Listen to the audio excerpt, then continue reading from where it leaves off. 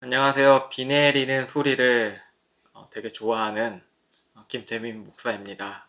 우리 가운데 이 유튜브 영상 함께 나눌 때 성령의 비가 많이 내렸으면 좋겠습니다. 제가 후드티를 이렇게 평범하게 입는 것은 이렇게 예배 드릴 때 이렇게 입잖아요.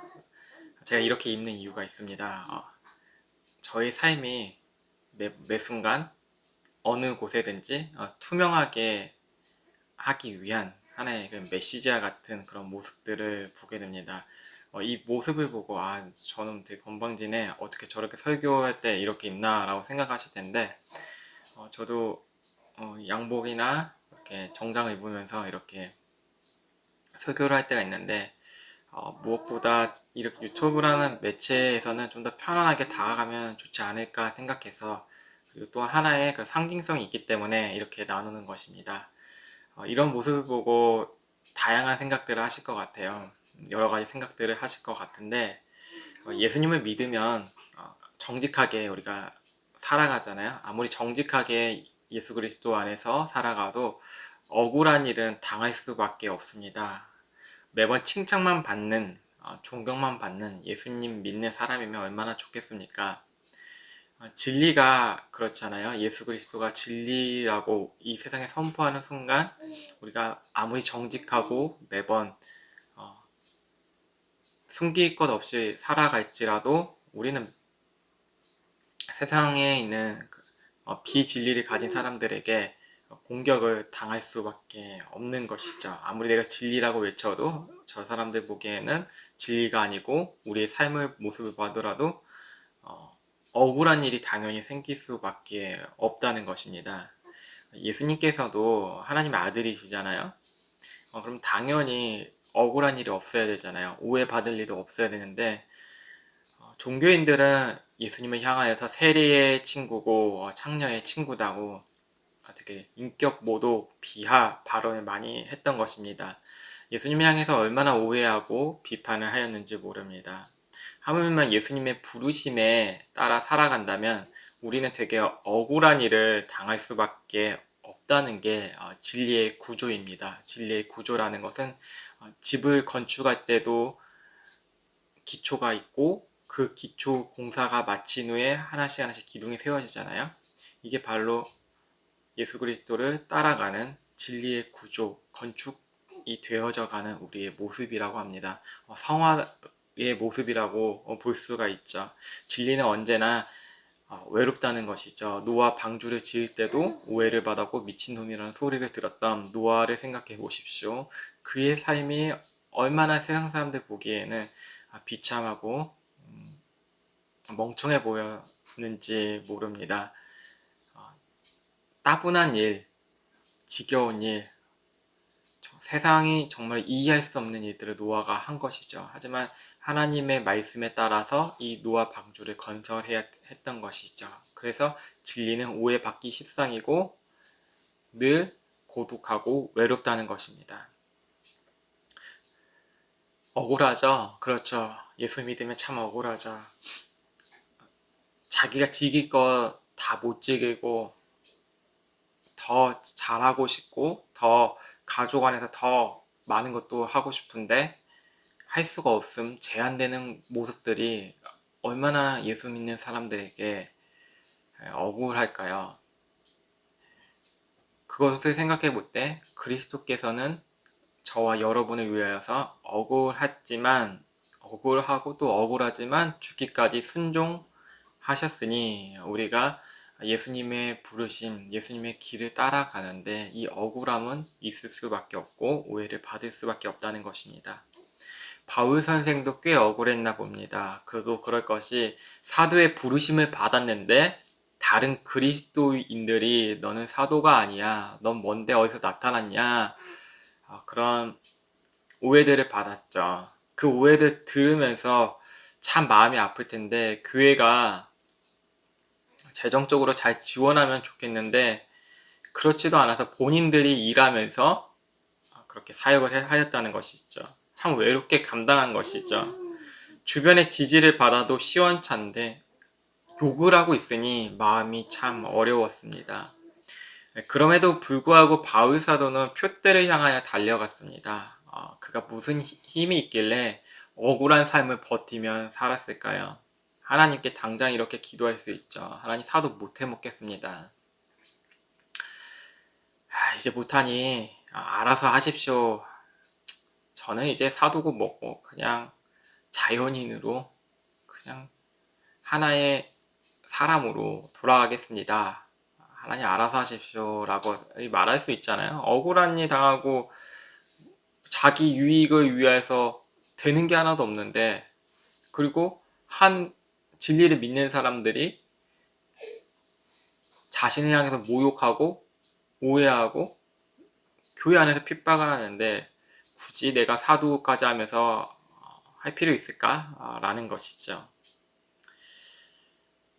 그가 왜 이런 힘이 생겼는지 잘 우리가 깊게는 알 수가 없습니다. 하지만 성경을 통해서는 알 수 있습니다. 그가 본 복음은 그리스도 안에서 죽음이었습니다. 이 죽음의 신비에 대해서 다 우리가 알 수 없죠. 그리스도의 죽음의 신비를 우리가 100% 알 수가 없고, 바울이 이렇게 힘이 생긴 것도 100% 이해할 수 없지만 우리가 기록된 성경을 보면서 알 수는 있다는 것이죠. 어느 정도 맛을 볼 수 있다는 것이죠. 보통 죽음 하면 소망이 없잖아요. 소망 참 없죠. 죽음이 무슨 대단한 우리 삶을 바꿀까요? 죽으면 그 자리에서 우리의 삶은 정지된다고 생각하잖아요. 이제 끝이다 라고 생각하는 게 죽음이죠. 하지만 그리스도 안에서 죽는 죽음은 소망을 붙잡게 됩니다. 이 죽음이라는 것은 우리가 살아있는 상태에서 그리스도와 죽을 수 있다는 것입니다. 살아있는 상태에서 죽는다. 육신이 살아있는데 그리스도 안에서 죽는다. 이것을 100% 설명할 수 없다는 것입니다. 하지만 이 말씀을 보면 우리가 이해할 수 있다는 것이다. 어느 정도는요. 그리고 성령 하나님께서 우리를 깨닫게 해주실 것입니다. 있잖아요. 맛을 보는 것도 있잖아요. 음식 맛을 보는데 다 설명할 수 없는 거 있잖아요. 이거 진짜 맛있는데 다른 사람들이 설명하는데 어떻게 설명할 수가 없어. 그런 느낌입니다. 복음을 설명해야 되는데 다 알 수 없어. 그리스도 안에 죽는 게 무엇이지? 라고 100% 설명 없는 게 그 죽음은 바로 이런 것이야 라고 어느 정도만 얘기할 수 있다는 것이죠. 그가 억울함을 이길 수 있는 힘, 오해를 이길 수 있는 힘이 바로 여기에 있었다는 것입니다. 12절에 보십시오. 다른 이들도 너희에게 이런 권리를 가졌거든 하물며 우리일까 보냐. 그러나 우리가 이 권리를 쓰지 아니하고 범사에 참는 것은 그리스도의 복음에 아무 장애가 없게 하려 함이로다. 복음, 그리스도 안에서 죽은 그 복음이 아무런 장애가 없게 해야 돼요. 자, 여기서 우리가 부연 설명 좀 해드려야 될 것 같아요. 다른 사도들과 비교해보면 형편이 없어요. 바울 사도가 오늘 고린도전서 9장에 기록해왔죠. 대우도 안 해주잖아요. 인정도 안 해줘요. 복음을 좀 더 효율적으로 전하게 환경도 안 만들어줘요. 그런 목회자분들 많이 계실 것 같아요. 그런 선교사분들, 그런 이 주님의 복음을 전한 분들 많으실 것 같아요. 뭐 대우도 없고 인정도 없고 오히려 비난만 받고 저렇게 사역을 하느냐 이렇게 비아냥을 받을 수도 있고 그렇잖아요. 뭐 사역을 너 어떻게 그딴 식으로 사역을 하냐? 이거 하나님께서 받은 사역인데 너 그딴 식으로 사역하냐? 이렇게 들을 수도 있어요. 인기도 없잖아요. 바울 사도에게 이런 환경이라면 열등감이 있어야 돼요. 열등감. 사역을 하다 보면 그 많은 사역자분들이 열등감이 되게 심한 경우를 많이 보게 돼요. 저도 그 열등감이 짓눌려 있을 때도 있어요. 왜 이렇게까지밖에 안 될까? 나는 도망자인가? 라는 생각도 들기도 하고요. 이렇게 유튜브를 통해서 뭔가 대단한 조회수가 나와서 사람들에게 영향력이 있으면 좋을 텐데 뭐 이런 게 안 되면 열등감이 짓눌 수밖에 없죠. 다른 사역자들이 바울 사도는 조금이라도 누리는 것을 가지지도 못했어요. 하지만 바울 사도는 그 권리가 있어도 쓰지 않는다고 해요. 쓰지 않아도 될 뿐더러 억울한 일들을 참는다고 해요. 억울한 일들을 참는다고 해요. 범사에 참는다고 하죠.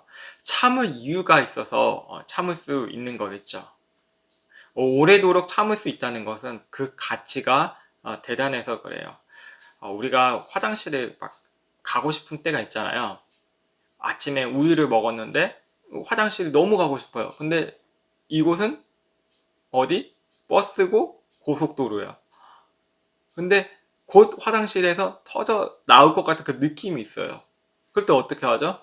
우린 그 자리에서 실례를 하나요? 실례를 안 하려고 하잖아요. 목적지까지 가려고 해요. 화장실을 향하여서 그 화장실이라는 표대를 향하여서 달려가려고 그래요. 왜 그럴까요? 명예예요. 명예. 자기의 명예가 실추되는 거예요. 그 자리에서 실례를 하면. 근데 화장실이라는 곳까지 가서 이제 볼일을 딱 보는 순간 다 모든 게 해결된다는 것이죠. 그래서 참고 인내하고 또 인내하는 거예요. 그 명예라는 가치가 대단해서 그렇죠. 우리가 좋은 가치를 찾기 위해서 평소에 참는 것들이 많잖아요. 그 목적을 달성하기 위해서 바울 사도에게 참을 수 있었던 거는 이 세상에 있는 그런 물질적인 존재적인 것은 아니에요. 무엇이냐면 그리스도의 복음을 위하여서 바울 사도는 참는다는 것이에요. 그리고 내가 죽었기 때문에 그리스도와 함께 죽었기 때문에 나는 참고 견딜 수 있다는 것이죠. 그리스도의 복음, 그리스도의 복음을 전하는 것에 있어서 바울 사도에게는 잡음이 있어서 안 된다고 생각한 것이에요. 장애물, 잡음 이런 게 있으면 안 되겠다라는 것이죠. 그 복음이 나를 지금까지 이끌었는데 내가 이것 못 누리고 저것 못 누리고 인정받지 못하고 그리스도인들에게 사랑받지 못하고 그리스도인들에게 지지받지 못하고 대우받지 못하고 이런 모든 것들을 내가 권리가 분명히 있음에도 나는 하지 않을 거야. 복음이 오히려 더 원활하게 잘 전달하는 게 나의 인생의 목적이고 그게 전부야 라는 것이죠. 그 복음이 본인은 지금까지 나를 이끌었기 때문에 그게 전부가 될 수밖에 없다는 것입니다. 15절에 보시면 그리스도께서 본인을 위해 죽으셨는데 그 은혜로 인하여 복음을 위해 죽는 것이 낫다고 해요. 읽겠습니다. 그러나 내가 이것을 하나도 쓰지 아니하였고 또 이 말을 쓰는 것은 내게 이같이 하여 달라는 것이 아니라 내가 차라리 죽을지언정 누구든지 내 잘하는 것을 헛된 대로 돌리지 못하게 하리라. 억울한 일을 당해도 설령 죽을지언정 복음이 소중하다는 것이죠. 값없이 받은 예수님의 십자가, 사랑을 다 갚지 못한다는 것을 알기 때문입니다. 값없이 받은 예수 십자가, 값없이 받은 예수 십자가. 다 갚지 못한다는 것이죠. 다 갚을 수도 없어. 근데 내가 전부로 삼은 것은 바로 예수 그리스도야. 내가 다 갚을 수 없는데 내 전부는 예수 그리스도야. 내가 예수님이 나를 위해서 얼마나 사랑하셨는데 나는 참아질 수밖에 없고 참아져야만 마땅하고 내가 복음을 당연히 전해야 되는 것이고 그렇지 않으면 화가 있을 수밖에 없는 게 나는 당연히 예수님을 전할 수밖에 없는 사람으로 바뀌었다는 것입니다. 구원의 공로, 아무런 공로가 없다는 것이죠. 자신이 한 게 아무것도 없는데 사랑해 주셨다는 게 복음입니다. 아무것도 한 게 없다. 아무 일도 하지 않았는데 부르셨다. 일해야 먹고 사는데 일하지도 않았는데 하나님께서는 나를 부르시고 그 은혜가 너무 크고 갚을 수 없다는 것입니다. 그래서 이 복음을 위해 내가 어떤 모양으로 있든지 상관이 없다는 것입니다. 내가 율법이 있는 자는 아니지만 율법이 있는 자처럼 행하고 그냥 이방인과 같이 그런 문화처럼 그렇게 행할 거야. 그리스도의 복음을 위해서. 술 먹는 사람이 있으면 술집에 가자 그러면 술꾼처럼 이렇게 가는 거야. 하지만 난 술을 마시지 않아. 그들과 함께 대화하고 그리스도의 복음을 나는 전할 거야. 그들이 PC방을 가거나 그러면 사도로서 내가 사역자로서 그들과 PC를 같이 즐길 거야. 왜? 나는 그들과 같이 그들 문화 속에 있는 것이 아니라 그들과 같이 낮아짐으로써 그리스도의 겸손을 그들에게 보여줄 거야. 흘러가게 할 거야. 복음을 위해서 내가 그들과 같이 그런 모습으로 변형될 수 있어 라는 것입니다. 어떤 모양이든지 상관없다는 것이죠. 분명 복음이 사도 바울을 자유롭게 하였습니다. 자유롭게 하였죠. 그 자유를 바울 사도는 되려 복음을 위해 많은 사람들의 종이 되어 낮은 위치에 머물기로 한 것입니다. 낮은 위치, 그리스도께서 우리를 위하여서 낮은 위치에 오셨죠. 낮고 낮은 곳.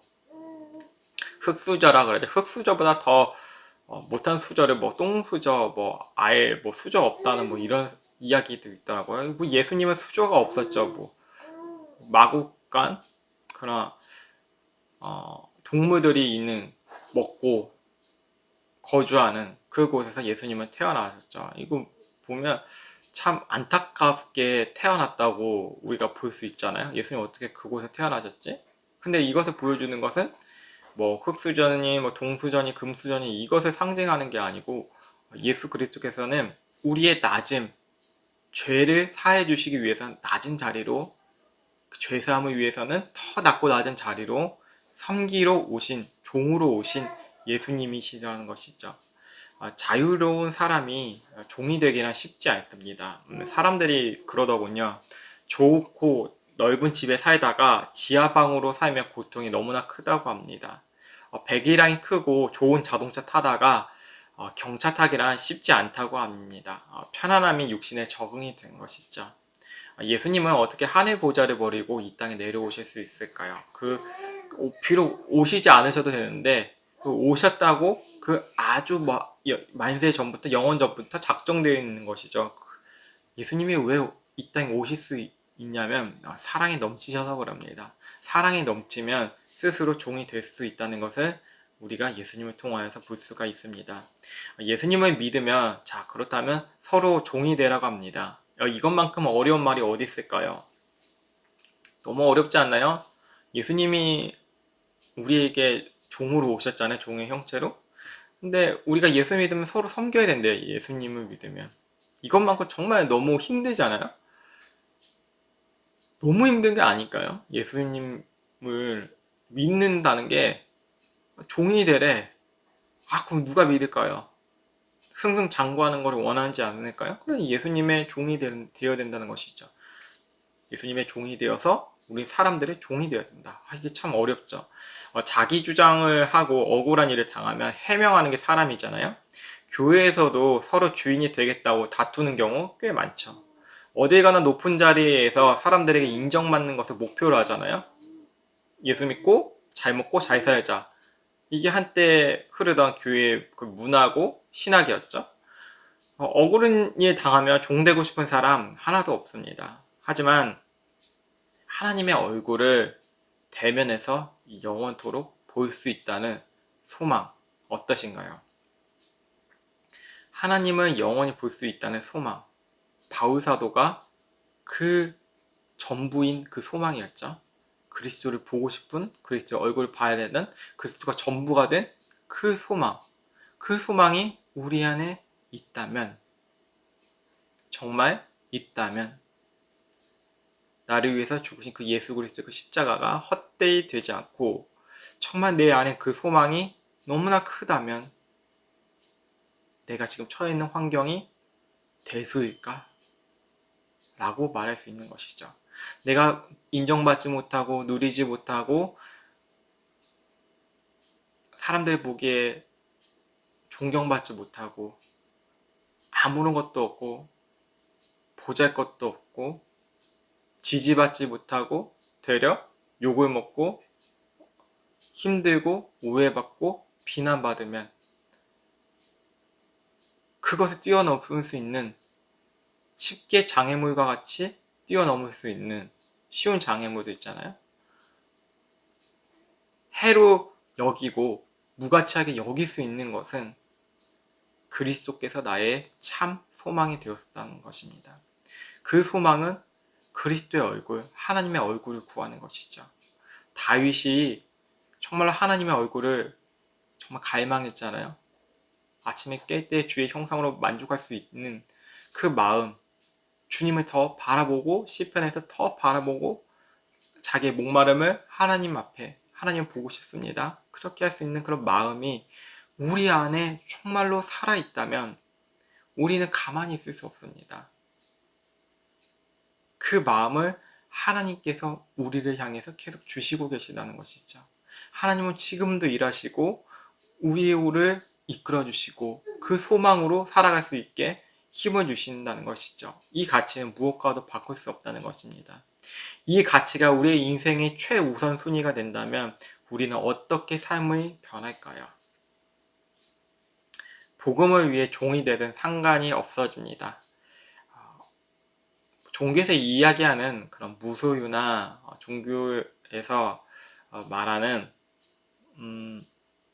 속세를 떠난다 이런 모습보다 더 나아간다는 것이죠. 우리 삶이 형태가 바뀌어진다는 것이죠. 무엇이 되든지 상관없는 거예요. 우리는 무소유가 아니고 우리는 유소유죠. 그리스도를 소망한 유소유. 그리스도를 소망한 그게 전부인 유소유라는 것입니다. 24절 25절이 증명합니다.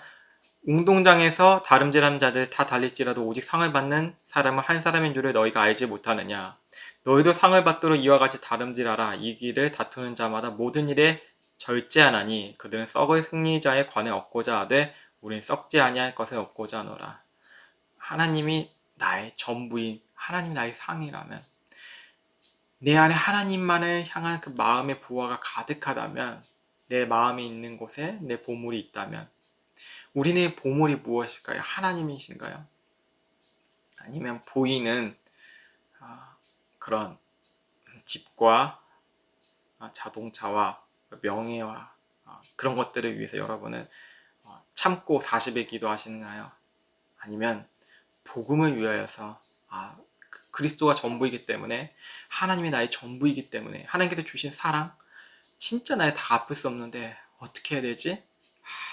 그리스도만을 사랑하기로 난 작정했어. 이 마음이 우리 안에 계속 심장이 쿵닥쿵닥해서 뛰는 것처럼 살아있으면 우리는 우리의 형태가 어떠한 존재로 살아가는지 그게 중요치 않다는 것이죠.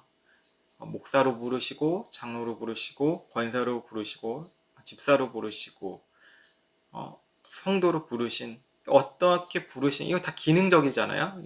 뭔가 계급이 아니고 시간에 따라서 다 각자에 맡겨진 주방 보조를 하던 주방장이든 교회 청소 담당을 하던 상관없잖아요. 부르셨다는 것 그 자체. 학생이든 상관없어요. 어떤 직분에 있어서 그리스도의 몸이기 때문입니다. 우리가 살아가는 소망 오직 복음을 위하여서 이 소망이 우리 마음에 정말로 심장이 요동칠 때 우리는 그리스도를 향한 얼굴을 구하는 것에 달려가는 것에 전심전력을 한다는 것이죠. 우리가 뛰는 이 모든 것들이 하나님의 얼굴을 구하며 살아가는 우리를 되었으면 좋겠습니다. 비록 억울하고 힘든 일이 분명히 있겠지만 예수님께서 우리를 위해서 억울하고 오해받은 것을 생각해 보시고 예수님께서 우리 위해서 인정받지 못하고 사람들에게 무시받는 것들을 생각해 보십시오. 예수님께서 2000년 전에 있었던 그 십자가의 사건 그것이 사람들에게 오해가 되고 거짓말이라 조작되었다. 다 가짜다.